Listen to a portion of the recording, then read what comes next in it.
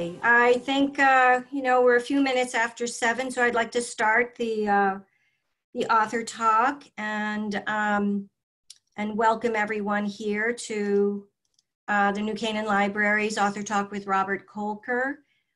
He is the writer of Hidden Valley Road, which is a true story about a family in the grips of schizophrenia. My name is Laura Cavers, and I'm the reader advisor here at New Canaan Library. Thank you all for coming tonight. I'd like to introduce you to our two presenters. Robert Kolker, if you wave Robert so that people know which one is whom, is the New York Times bestselling author of Lost Girls, named one of New York Times 100 notable books and one of Publisher Weekly's top 10 books of 2013. As a journalist, his work has appeared in New York Magazine, Bloomberg Businessweek, the New York Times Magazine, Wired, GQ, O Magazine, and Men's Journal. He is a National Magazine Award finalist and a recipient of the 2011 Harry Frank Guggenheim Award for Excellence in Criminal Justice Reporting from the John Jay College of Criminal Justice in New York. And Dr. Michael Groat, if you could wave, please. Everyone. Is the Chief Clinical Officer at Silver Hill Hospital here in New Canaan. Silver Hill Hospital is one of the nation's preeminent private psychiatric hospitals. Founded in 1931, it is widely recognized for excellence in mental health and addiction services. We are very happy to have Dr. Groat with us tonight, who will give us a greater medical perspective of this heartbreaking illness. So about this book, Hidden Valley Road, is a true story about a family with 12 children, good students, terrific athletes, talented musicians. They were well-groomed and polite. They were the epitome of a picture-perfect family. But when they grew out of adolescence and into adulthood, 6 of the brothers, one after another, were diagnosed with schizophrenia. This book is a sensitive account of what the family encountered and how the medical community tried to help them. So to get the ball rolling, I'm going to start with a question. The two gentlemen will talk back and forth in front of you about the book, and Dr. Groat will have questions for Robert. Robert will ask the doctor questions or answer. You'll see the back and forth going in front of you. But to get the ball rolling, I'm going to start with a question for both of them. And that is the word schizophrenia and how it is a loaded and a big, big word. When I think of it, it frightens me in a way. And it frightens me because I think I know what it is, but I don't know what it is. And I can't imagine what it's like to either have it or have to be with someone who is suffering from it. And so I wanted to ask Robert, and I'm just curious, how this word impacted his wanting to write this book. And as he was writing this book, how it impacted him in the writing of this book, because it's a very mysterious, big word. And Dr. Groat, I wonder how this word impacts your therapy with patients and with families, how it impacts them. Just that word that is so big and frightening and something that's not so fully understood. How does that impact your therapy? And so I'd like to now turn this over to Robert. Thank you. Thanks so much to you for having me here tonight. Thanks to the New Canaan Library, and thanks to Dr. Groat from Silver Hill. I'm especially thrilled to be in conversation with Dr. Groat because it's a chance to really attack this subject from an authoritative angle, a medical angle. I have a lot of experience writing about vulnerable people going through difficulties. As a journalist for New York Magazine and as the author of my previous book, I'd kind of had a track record of doing that. But schizophrenia was new to me when I first met the members of the Galvin family. This was in early 2016. And I was on the phone with the 2 youngest of the 12 children in this family. These were the only girls in the family, 2 sisters, Margaret and Lindsay. And they were in their 50s now, but it was in the late 60s and early 70s when their brothers started getting sick, and they were very young at the time. And they really shouldered a lot of the biggest difficulties growing up in a family where the stigma of mental illness really hung over them. When they first told me about everything they went through, I couldn't believe it. When they said the word schizophrenia, to answer your question, I had a general understanding that it was not what some people think it to be, which is like a split personality, like a schizoid, you know, the general perception. Right. I knew that that wasn't the case, that there might be such a thing as a multiple personality disorder, but that wasn't schizophrenia. However, I knew very little about its nature or what it was about. And I also was aware that there was a stigma attached to it. And essentially, in the popular culture, people who don't know about it, they think about monsters when they think about schizophrenia. They think about school shootings. They think about instability. I think it's a loaded word that creates a lot of fear in people.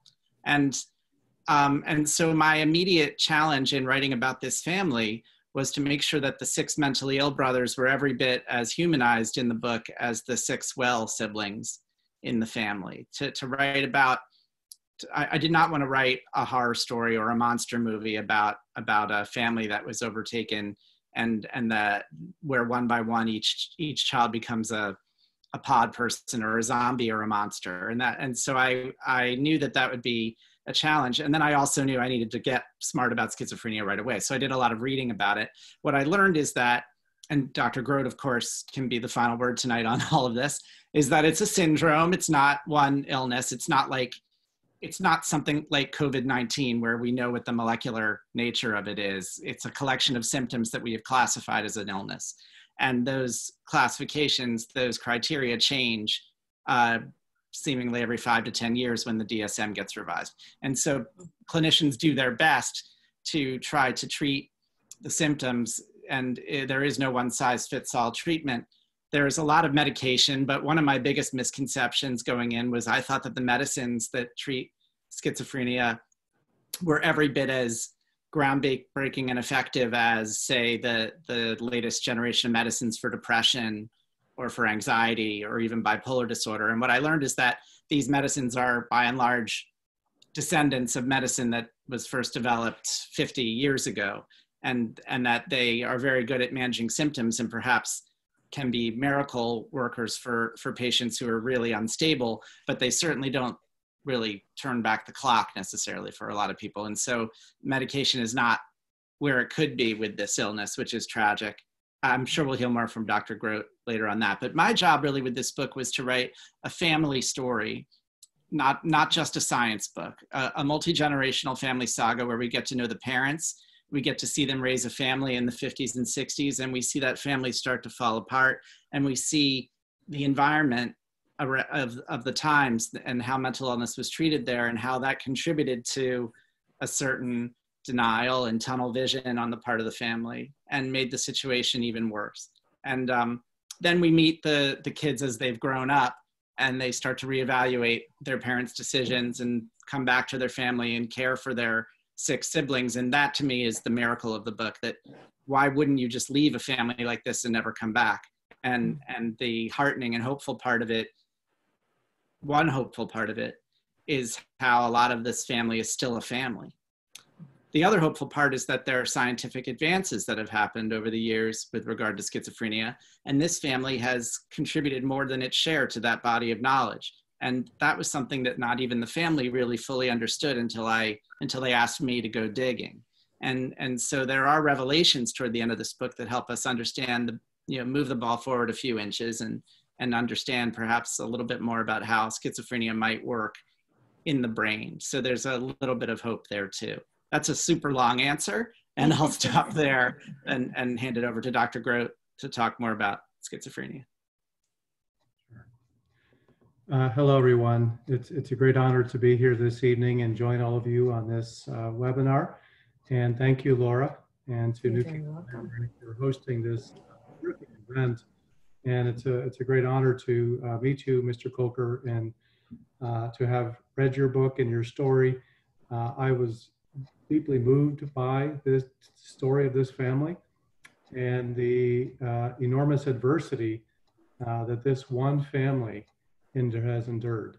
And, I think as Robert, as you point out, in the midst of incredible adversity and what are some devastating experiences of illness, there are also these clear strains of resilience.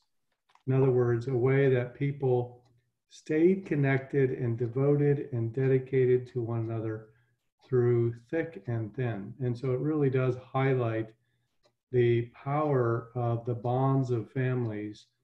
And you did a magnificent job of illustrating the story of this family in its context. In other words, you looked at the grandparents and the uncles and aunts, and you really wove together a narrative that included the kind of entire multi-generational family, as you point out, which is a fairly rare view that we're afforded when we think about people who may be struggling with something, to really think about the entire context out of which they have grown up and arisen, and to then look at over time how they have come to terms with the impact of illness. And I think you have, beautifully laid out the two young women, in particular, Mary and Margaret, who are wrestling openly with what it meant for them to grow up in the shadow of illness, to have brothers that required, in some ways necessitated, a lot of attention from their parents, but for them, the experience was to be relatively neglected or to feel abandoned, which is another powerful element, which we could talk more about. But I think you illustrate all this in a way that is realistic, without being overly gory. And as you're pointing out, that you are giving people a real portrayal of what this journey is like for families. And so the question was posed, what is it like for people who come in for treatment and to face this, daunting term that we call schizophrenia? And, I think, to build on what Robert's pointed out, the term schizophrenia or schizophrenias was, coined back in the early 1900s. You had Emil Kraepelin in Germany, a psychiatrist who was studying mental illness.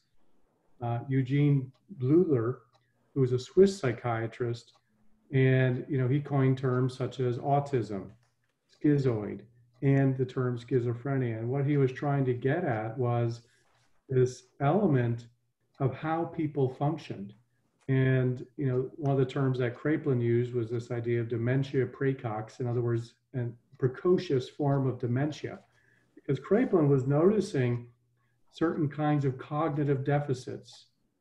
And he was also, and so for example, thinking about able to associate, take a word and you can associate many different things to a concept, found that there were associative difficulties that many people were manifesting, either associations that were nonsensical, didn't really fit together in any kind of coherent way as they spoke, or a real paucity or difficulty producing spontaneous speech. They also noticed that people had affective difficulties. They may have affective flattening and appear to have a lack of motivation. Also noticing interpersonally profound, what appeared to be a lack of interest or connection to other people, and profound isolation. So in looking at some of these other core difficulties, I think schizophrenia has become in some ways synonymous with things like hallucinations, where we might perceive something that others cannot see or hear or taste. Delusions, where we hold on to these very fixed beliefs that don't yield to disconfirming information. And so I think there's a way in which schizophrenia and the syndrome or syndromes of schizophrenia have become overly simplified into these kind of more manifest symptoms of hallucinations or delusions, and some of the more dramatic things that we might associate with schizophrenia. And I think overlook some of these other elements of interpersonal difficulties, thinking difficulties, and emotional difficulties.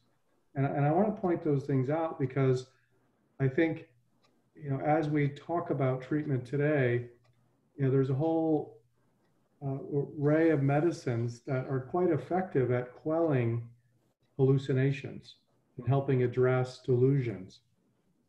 Some of our challenge today is how do we address, and there are ways, and I can talk about this today, how do we address some of those cognitive and emotional and interpersonal difficulties that the early progenitors of thinking about schizophrenia thought about and talked about, and even today, is part of ongoing research and intervention efforts of how do we address some of these other kind of deficits and difficulties that people with schizophrenia have.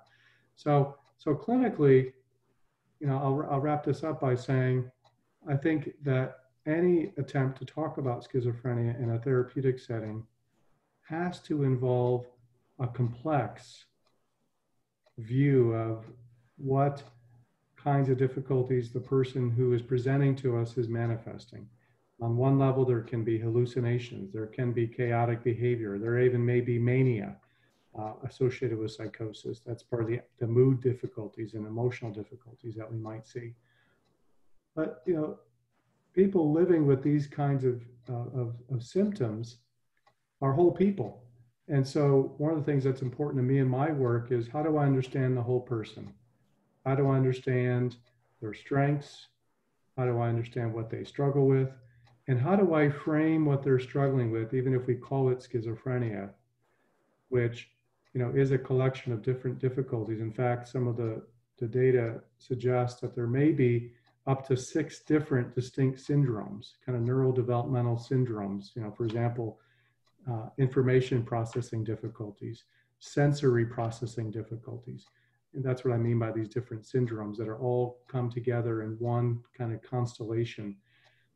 So I think there's a way that as we talk about these difficulties, we have to keep front and center the person and the whole person and be able to talk about this person is living with these kinds of difficulties, which is a very deliberate shift from giving someone a label, you're a schizophrenic, to this is Jane, this is Bob, who happens to have these kinds of difficulties, who is struggling with a type of illness that can wax and wane in its intensity. And I frame it that way because I think it's important to, as we talk about these illnesses with families, that we don't do so in a one-size-fits-all way, as Robert's pointing out.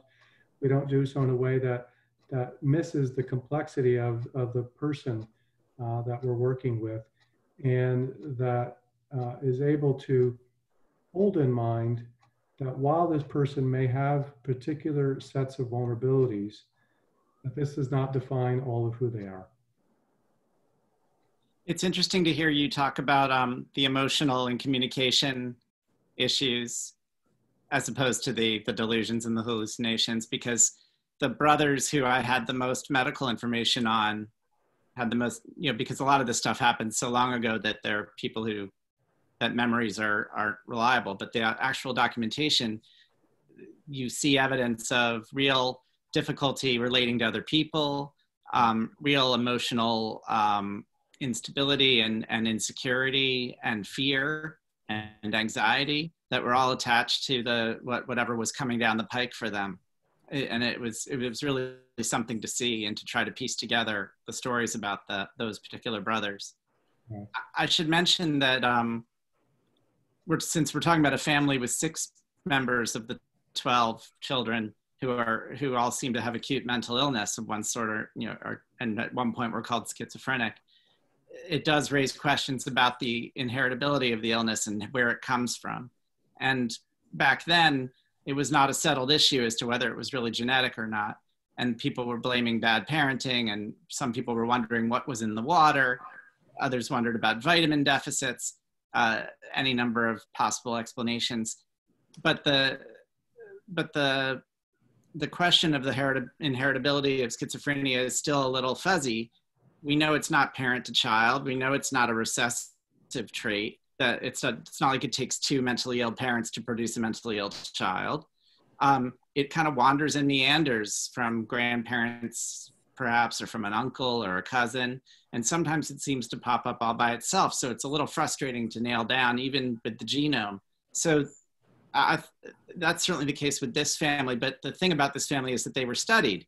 They were studied for decades by the National Institute of Mental Health and by the University of Colorado in Denver, both with teams of researchers who were convinced that families like this might hold specific information that either would help us pinpoint the genes that cause this illness, or one variety of the illness, or failing that might at least shine a light on how the whole thing works, how the brain falls prey to these sorts of vulnerabilities.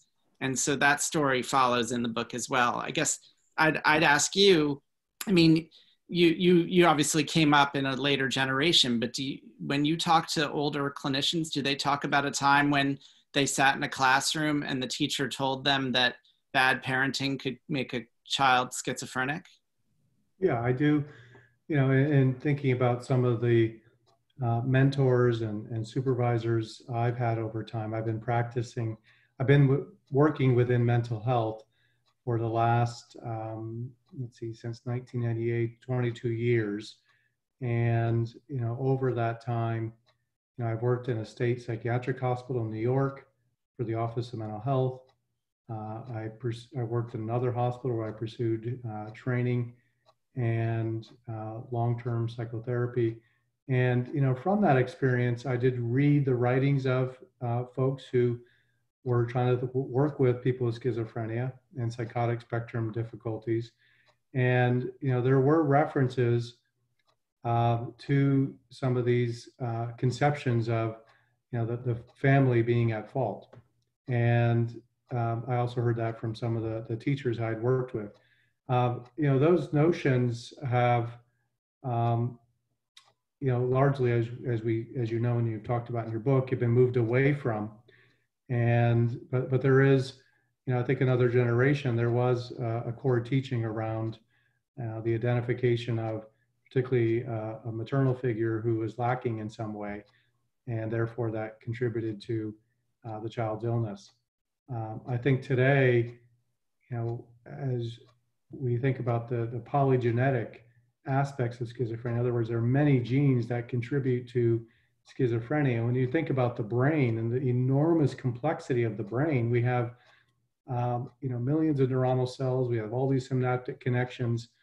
So if you just think about the brain as an organ for a moment, you know, it does take, there's a lot of different genes involved with how our brain is organized and how it functions.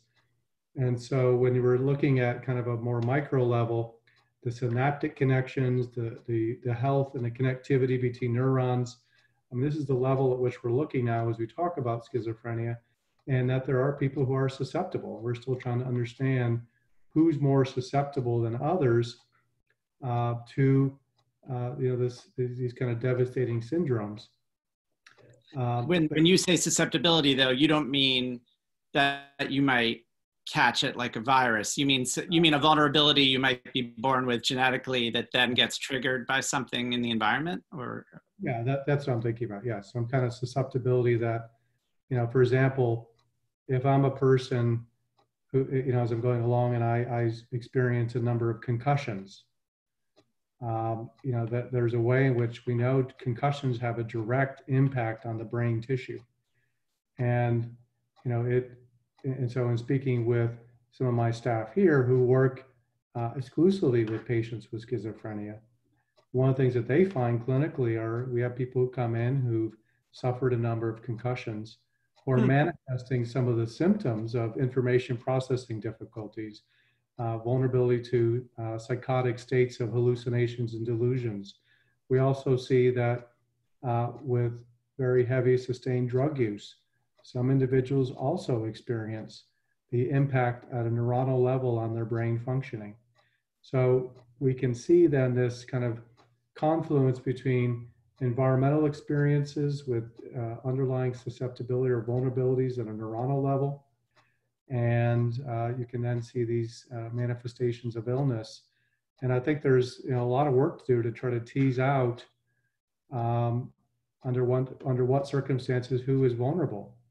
And I don't think we have a kind of litmus test today to you know, be able to predict that with 100% accuracy. That I think, you know, there are some general things we can do to promote brain health And I think those are good preventative things for us always to keep in mind. And particularly if we, are part of a multi-generational family where there may be evidence of mental illness and certain kind of genetic changes. I mean, you referenced this in your book, the way in which particular gene receptors around gating, sensory gating, were different in this family.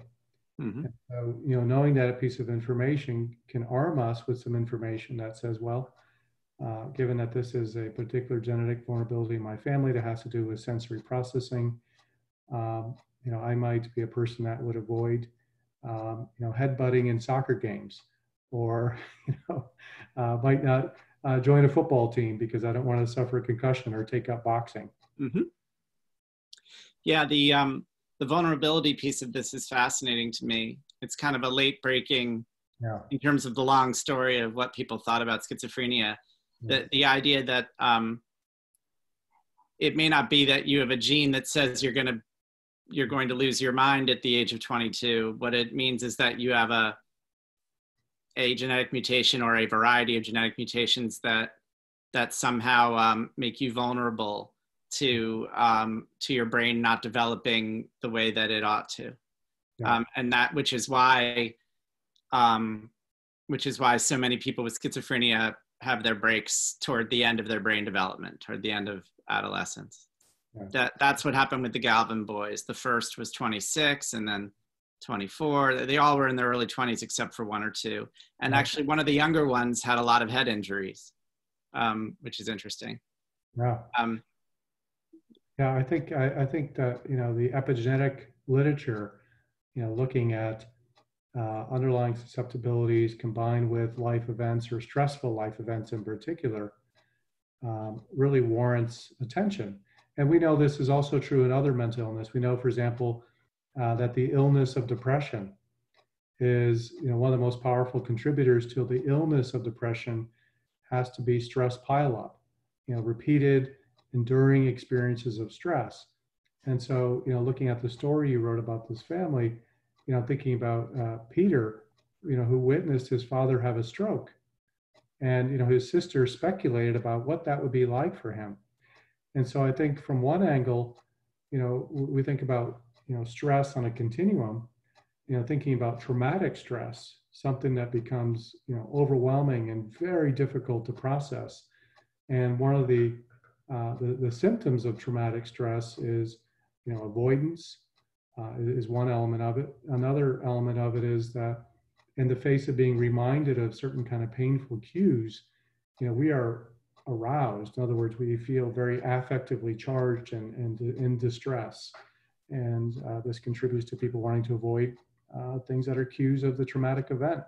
So one thing that I thought about as I read the story was about the element of potentially traumatically stressful experience that this family endured through a variety of forms, whether it's, one of the boys seeing his father have a stroke and fall onto the floor, or to have felt abandoned and left alone with unbearable distress. One of the things that helps us through traumatic experiences is a sense that other people we can safely turn to for help with our distress, help us bear our distress, and be able to cope with it effectively. And I saw places in the book where, the children, I think, were faced with some really difficult, probably nearly unbearable experiences emotionally that may have contributed to some traumatic stress for them, and that may have been an element or a contributor to some of the breakdowns. At least that's a hypothesis I have. Sure, absolutely. And now so much is talked about today with regard to epigenetics and genes expressed by the environment. It makes you wonder what expresses these particular issues. The family I write about, the Galvins, are sort of an all-American family from the 50s. The kids are born during the baby boom, the oldest in 1945, the youngest in 1965. They're sort of a model family for a long time.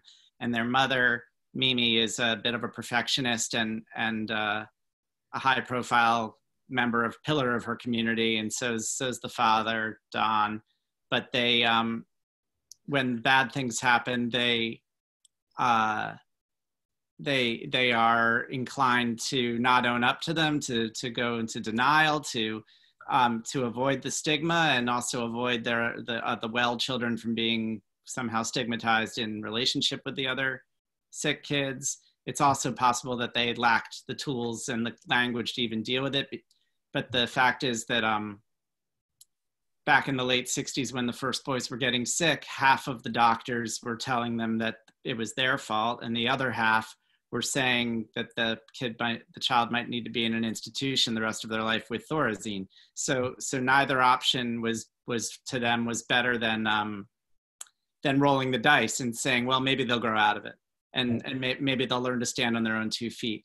And I wonder about, having seen that story play out so many times with this family and writing about it, I wonder what life would be like for a family like this these days, who would encounter you at Silver Hill. You know, whether what has changed in that regard. I'm very curious about that. Yeah, no, it's a terrific question, and I think that linking back to the story here, you have Mom Mimi, who is trying her very best. So I found myself continually, and this is something I also do clinically, thinking with compassion about what this family is up against.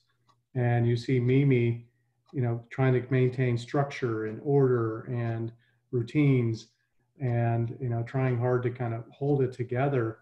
And Dad seems to be involved in that to some degree. Don, although he's very involved in work, he is in a military culture, so he does have a certain kind of military hierarchical sense of things. But what I saw was a family who's relying on their own resources, the kind of structure, routine, and strictness that they applied to the situation, as well as their reliance on the church. Because thinking about that era, the Catholic Church was a prominent social force, and as we know from the story, that involvement became very complicated in its own way, what the faith meant to them ultimately. But it was the Father Freudenstein, who stopped in on a regular basis and befriended the family. He seemed to be a support to the parents, and of course he ended up getting involved in an abusive situation with the boys, which became highly problematic and inappropriate.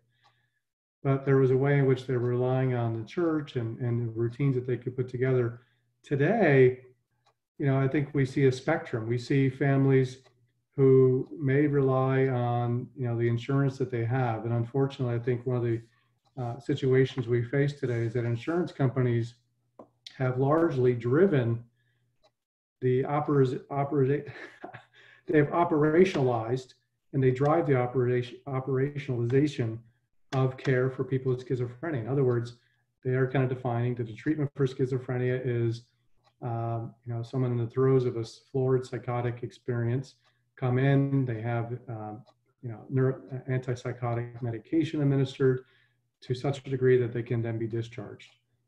That's one model, which is trying to tame the more active, prominent symptoms, hallucinations, delusions, and some of the most prominent disorganization to a sufficient degree to have them discharged. That's a very short-term way of operationalizing treatment, and it is the paradigm today.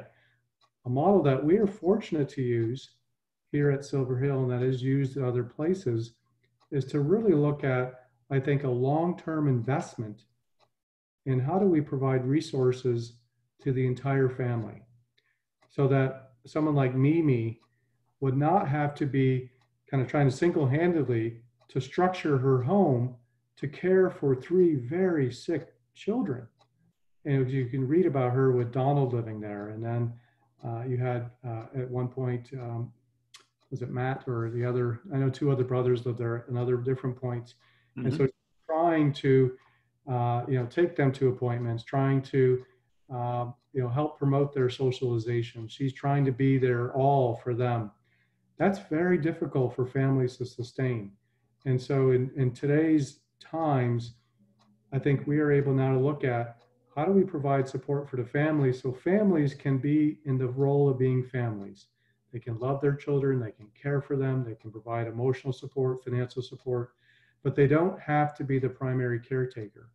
So today, for people who can afford this, there are people who can be there and provide the kind of social support, can take people to appointments, can make sure they're taking their medications and take them to appointments, et cetera, without the family having to do all that. And that's, I think, one of the advantages we have here at Silver Hill. We have a program called Michael's House, which is a whole house dedicated to caring for people with psychotic difficulties.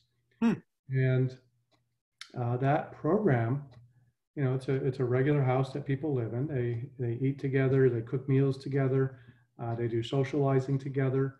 And, you know, going back to those elements before of schizophrenia I talked about, the interpersonal aspects, the cognitive aspects, the emotional aspects, those are all front and center to that program's care.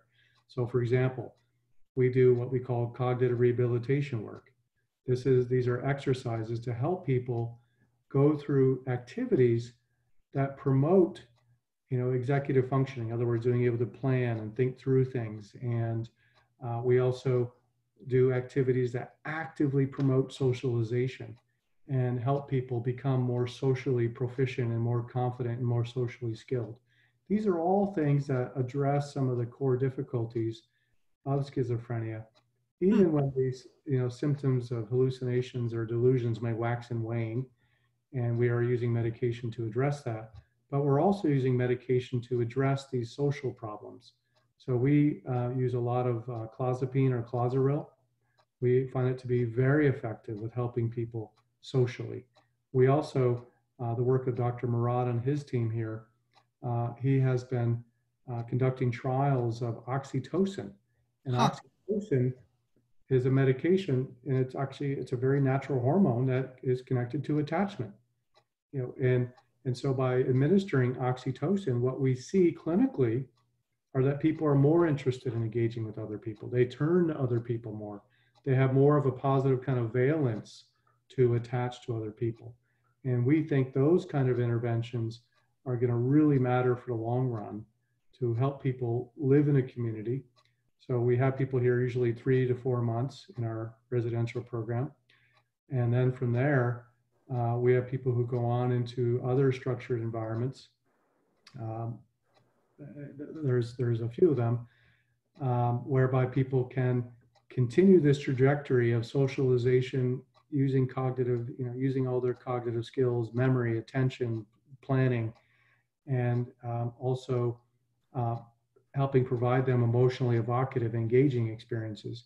So you may have heard about in your studies the role of these kind of healing farms. I don't know if you've read much about them, but you know, the Quakers and other people over time, you know, there's been a lot of writing about asylums that were set up. You know, some of these asylums had farms attached to them, and then there were places that were farms that kind of grew up on their own as places to bring in people with schizophrenia, whereby they could have an asylum or a resting place where they can be part of a community, have support, engage in meaningful work. So there's a place just 2 hours from here called Gould Farm. There's another place in Vermont called Spring Lake Ranch. There's a program I led in North Carolina called Cooper Reese for 2 years. And my family and I, we lived on a 95-acre farm, and a number of people there with schizophrenia. And everyone there was engaged in about 20 hours a week of work, you know, doing gardening, greenhouses, caring for animals, working in the wood shop, daily community meetings, a lot of socialization, very healthy food. Gould Farm up in the Berkshires of Massachusetts has the same thing. They have a dairy farm. The residents there participating, caring for the animals, making cheese. They cultivate maple syrup. So that is a next step for a number of our folks who go to Michael's, is to go into these kind of healing communities to engage in work. Is this what they call soft interventions? Yeah, I mean, you could call it a soft intervention in terms of, you know, something that promotes socialization and, you know, is protective. They're part of a community. They have people, you know, caring for them. Families can feel relieved to know that they're in good care. They can come visit. So I think of it as a soft and enduring intervention that, really keeps people engaged. And I've been, so fortunate over time to have seen a number of people with schizophrenia. I led the healing community in North Carolina. A number of people came in with, pretty grim difficulties. In other words, not very social, actively hallucinating, not very connected. And over time, saw these individuals emerge as people, and, get involved in meaningful projects. Building a bench, making furniture, caring for animals. And a number of these folks are now living either quasi-independently or more independently. So there is a long-term trajectory that is possible, but it takes an investment. And unfortunately, the insurance, the way it is today, we don't invest in the way I think we should in helping people make these long-term recoveries. But that sort of recovery is helpful to the whole family, I'm sure, because the people in this family who are well, they have a real hard time often relating to the sick brothers. They look at them and they feel a sense of loss. They think about the brother they knew before he got sick, and they can't really engage. Yeah. It's amazing how bringing all this out into the open in a more tolerant setting could be helpful. Yeah. It's fascinating, with having read the book, to hear that there is these types of healing farms, or there is this growth of knowledge, because the book does sort of leave you with this thought of, oh my gosh, what can we do for these people? And it's, so those are very good things to hear about. I don't mean to be interrupting, but I just thought we should maybe switch to some questions that the audience has. Great. So let me just go ahead and go through some of them. Why don't I do first some that are directed toward people who read the book and want to know some things, Robert, about things. So one of the questions, can you explain more about Mimi's childhood abuse, which impacted her ability as a mother? Yes, sure. We learn about halfway through the book that the glorious, adventurous childhood in New York City that Mimi talked about often actually had a dark side. We only learn about it when one of her daughters tells her about being sexually abused, and Mimi's response is, well, that happened to me too. She had sort of buried it so deeply that she only deployed it as I'm putting a therapist hat on here for no good reason, but she deployed it in conversation with her daughter almost defensively, as if to say, or perhaps as an avoidance tactic, to say, well, yes, that happened to you, but it happened to me too. Let's move on and let's not talk about it. And so it was a shock, of course, to both her daughters when they learned about this, but it helped them understand her better. It helped them understand why she might have put blinders on to a lot of the unfortunate things happening around her, how she would not have wanted to own up to any of them.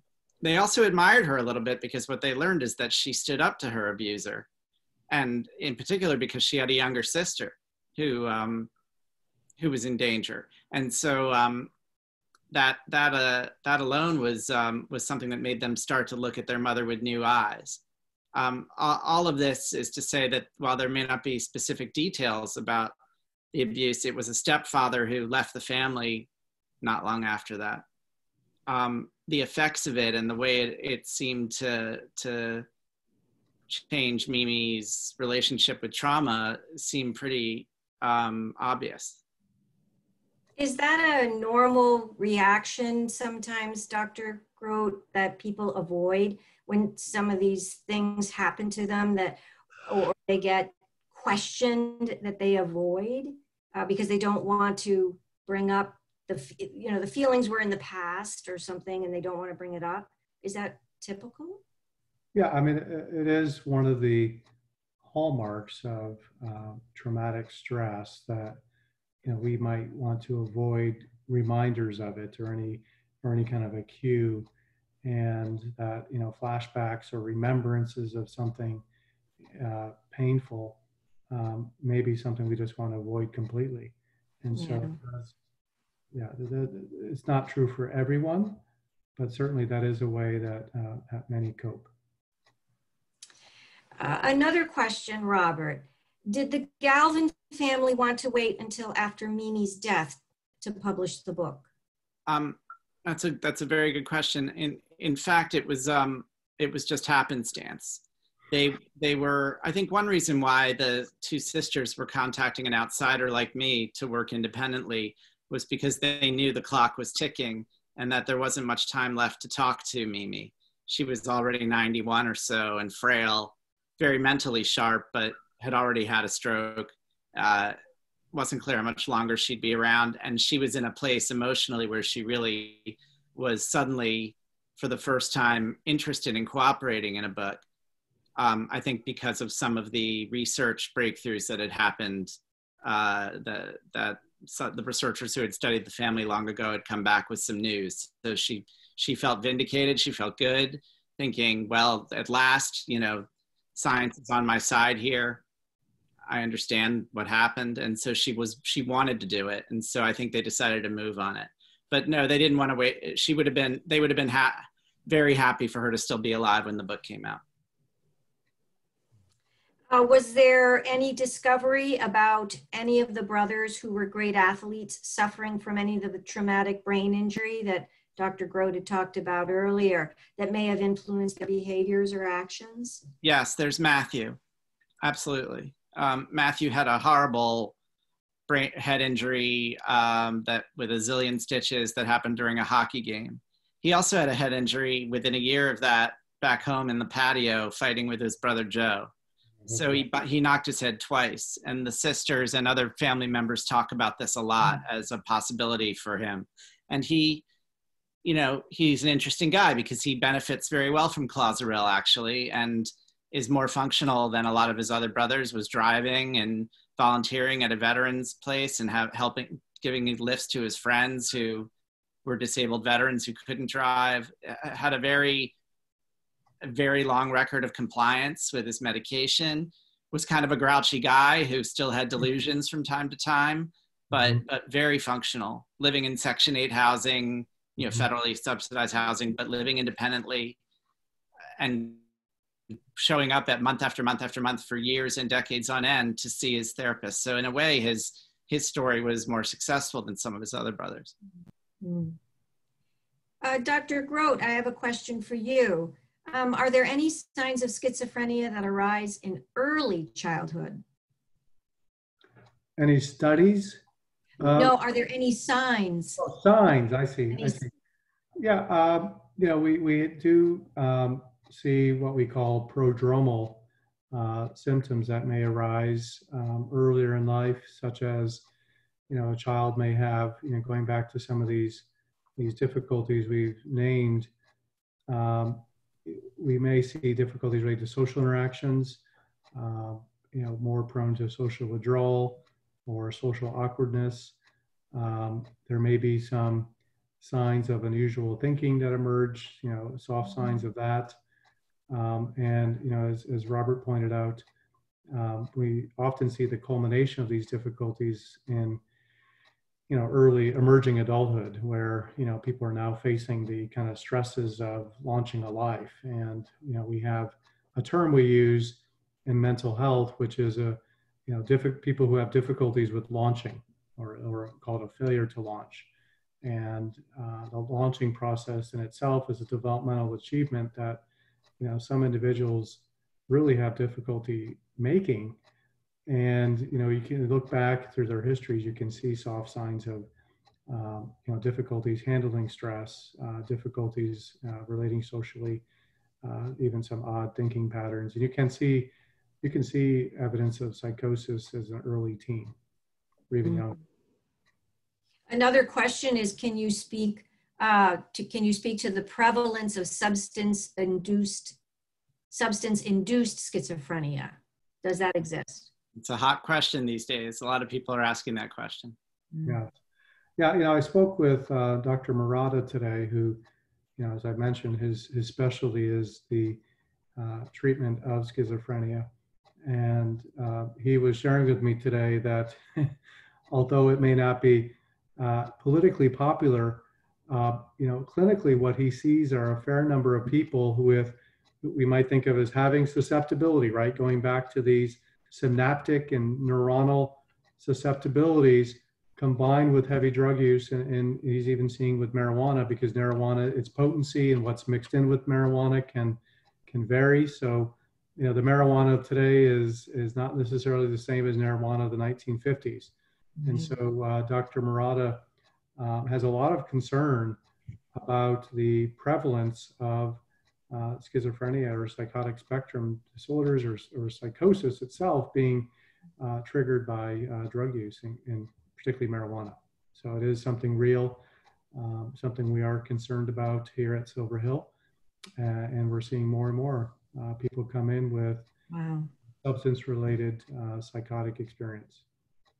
And can this illness get passed down in generations so grandchildren could have it, or is that very clear, or is that not yet known?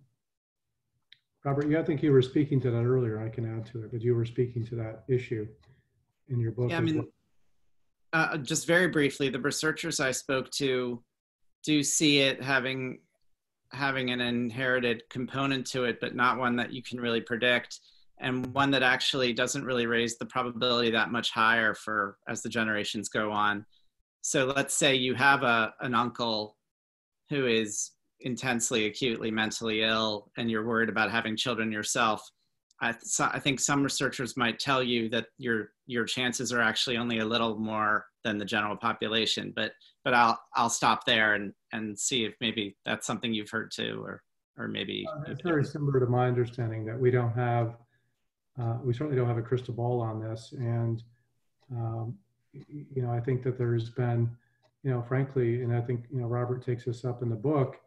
There's been a lot more research dedicated to things like heart disease or diabetes than there has been to schizophrenia or cancer.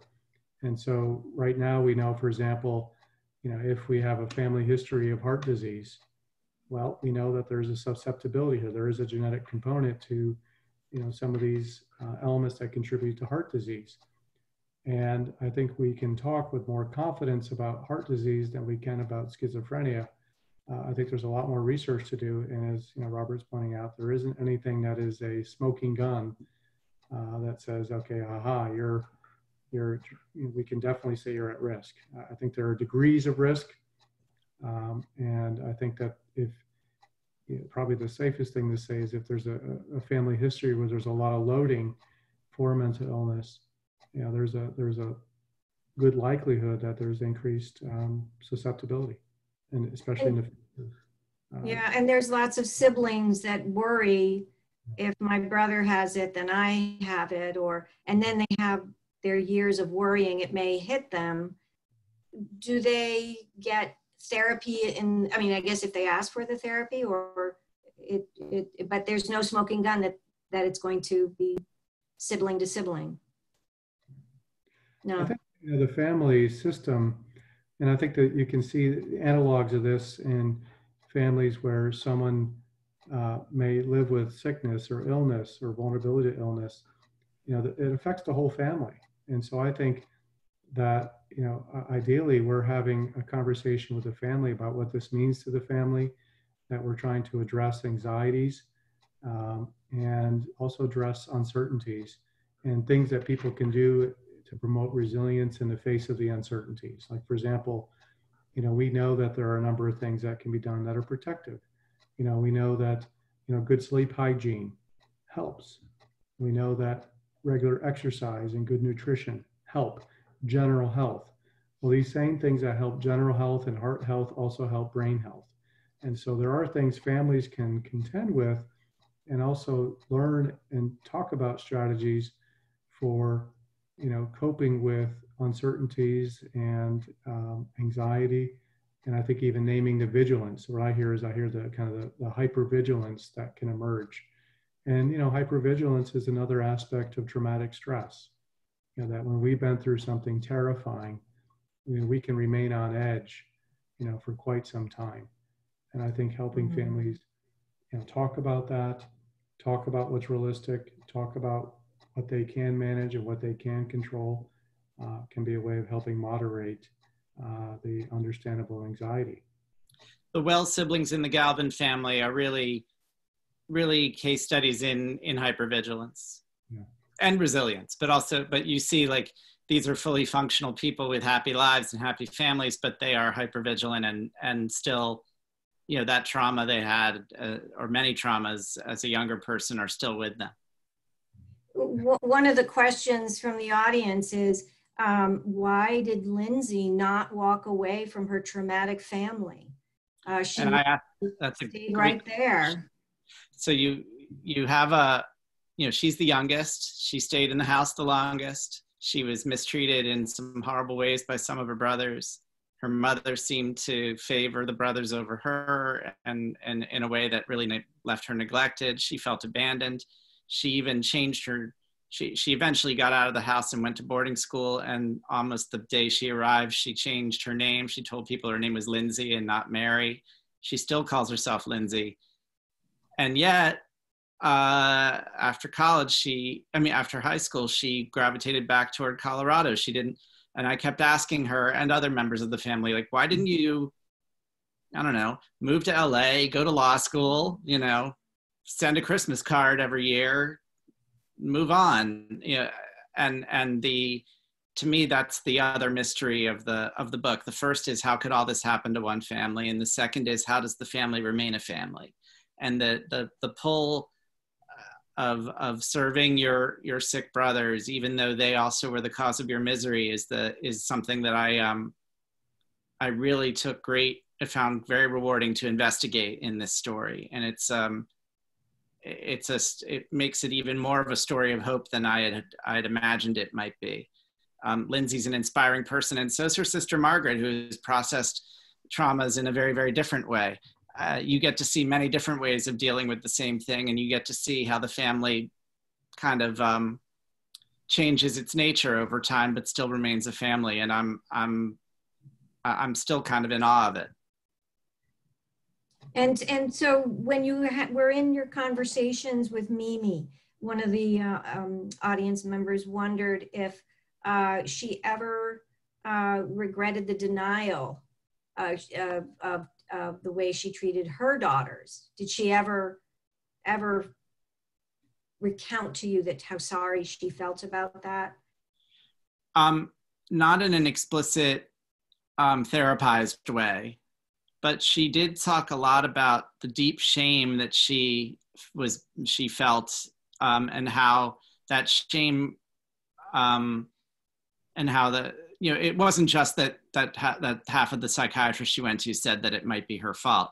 It was just the shame of it happening at all. She wanted to really either pretend it wasn't happening or deny that it was happening. It drove her underground, and I think that was her explanation for why she would pay less attention to the Wells siblings, and to just sort of focus on that. And not only the shame, she also said that it did drive her toward structures like the church, and to try to normalize her life and to give herself a little bit of routine. And these were all things that she, quite clearly was saying with the tone of regret. Mm. I just have a few more questions I want to ask. Robert, a question from the audience. Did you feel contempt at any point in your interviewing? No, I think that in this book, there are absolutely no bad guys, and perhaps there are good guys in the sense that there's lots of admirable qualities, but I didn't want to create heroes and villains. I mean, the closest thing to a villain would be Jim, who is the second-born son who ends up really abusing the sisters, and he also is mentally ill, and is really not a likable person in any stretch of the imagination.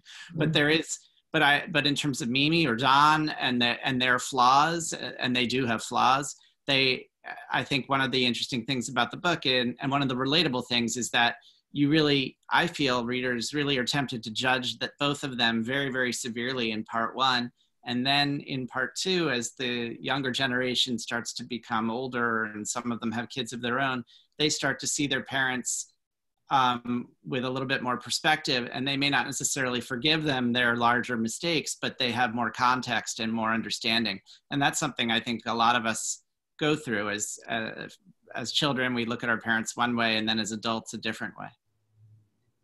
Okay, great.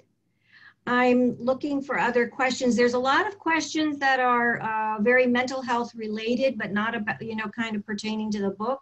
And Dr. Groat had asked me to not ask those questions because he really would not be able to speak on them without a clinical setting. So some of these questions I do have to let go. I'm just trying to find more about the book. I do want to go ahead, Dr. Groat, go ahead. Yeah, sure, if I might. The question about, why doesn't Lindsay just, forsake her family as she felt forsaken by her family? And, I think as I read the story psychologically, there are a few things I observed. One is that, she's profoundly hurt and enraged with her parents at some point, and even with her brothers. She talks about at one point a wish that they all would die, which says something about wanting to get rid of the influence of her brothers on her life. But I also so there's that element of the hurt, the abandonment, the disappointment, the anger. And also, I think an attempt early in adulthood, which is part of a developmental process, to disavow that's not me. And so I'm going to name myself. And if you're familiar with the work of Erik Erikson, who did a lot to help us think about identity and issues of identity, Erik Erikson himself went through this process of literally naming himself. I don't know if you realize that about Erik Erikson, the son of Eric. So he at one point conceptualized that he was going to become more of his own man and established himself. So I heard Lindsay, attempting in her own way to say, here's a family I grew up in. I didn't feel well cared for by. I didn't feel really well taken care of by. And I'm going to, give myself a new name. But I think she discovered that even though she gave herself a new name and stays with that, she still had this very powerful emotional attachment to her family, a very conflicted attachment. And that within her, there remained a wish to understand more about her mother and why her mother, made the decision she made. And so I heard that kind of ongoing yearning to understand something about her mother.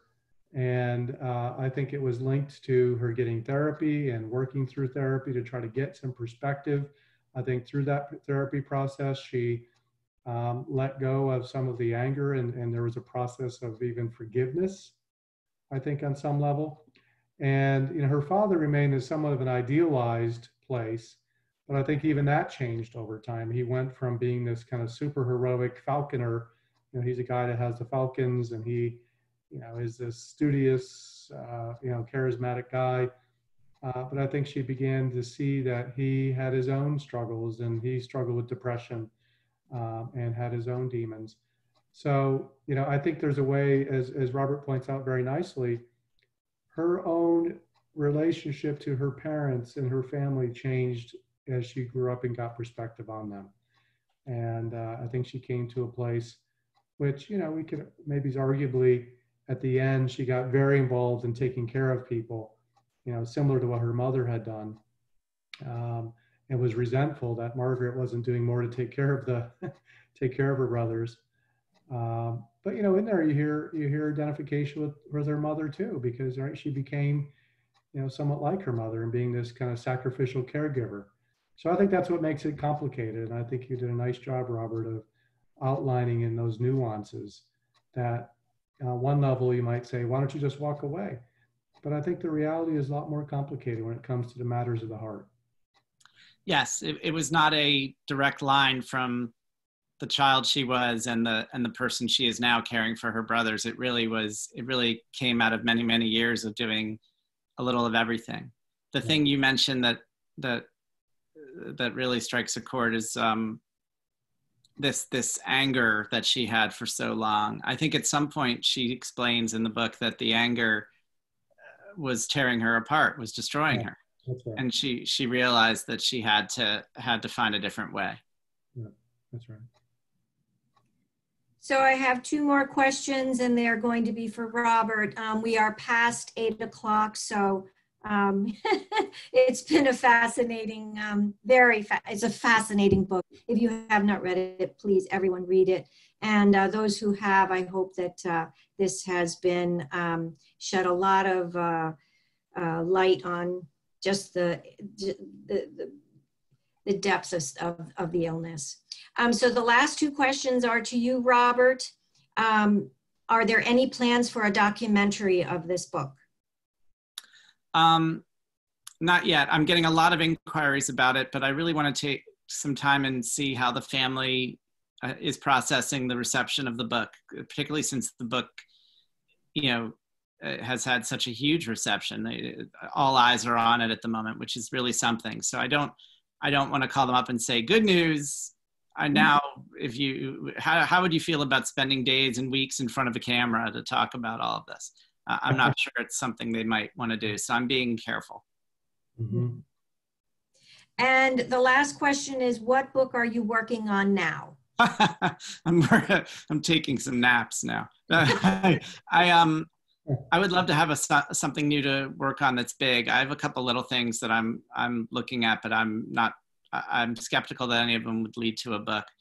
This book took about a year of advanced work to really build up a head of steam and convince me that it was going to be workable. It was tricky to think that so many people in one family would all be okay with talking in a candid way.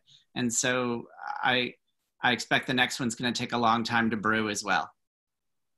And one last question for you, Dr. Groat.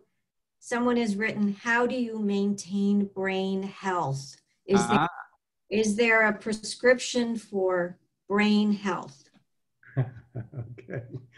Well, generally some of the things that are good for our hearts are also good for our brains, right? That we know, we need to exercise our hearts. We also need to exercise our minds. So learning new things, staying open to new experiences, socializing, connecting with other people is very important.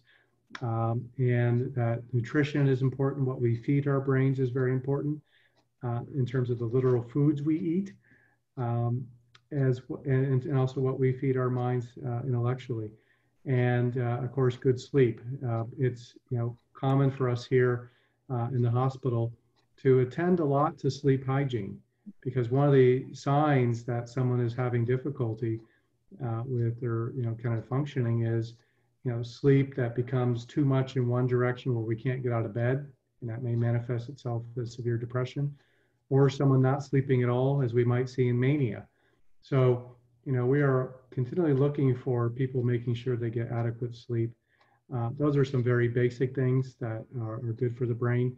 And then, of course, avoiding things that bring concussions to the head. I think it's always a good idea to use your seatbelt and avoid concussions or direct assaults on the head.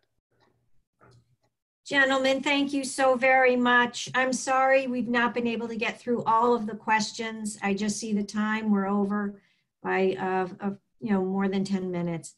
Thank you all for coming. I appreciate you being here.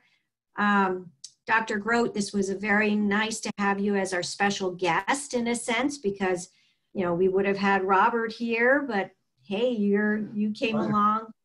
Yeah. So that was. I'm so grateful to you, Dr. Groat. Thank you. Thank you. I'm grateful to you, Robert. I think it's been a real treasure and pleasure to do this with you. Thank you. Thanks. And thanks to the New Canaan Library. Thanks to everybody for turning out tonight. Thank you.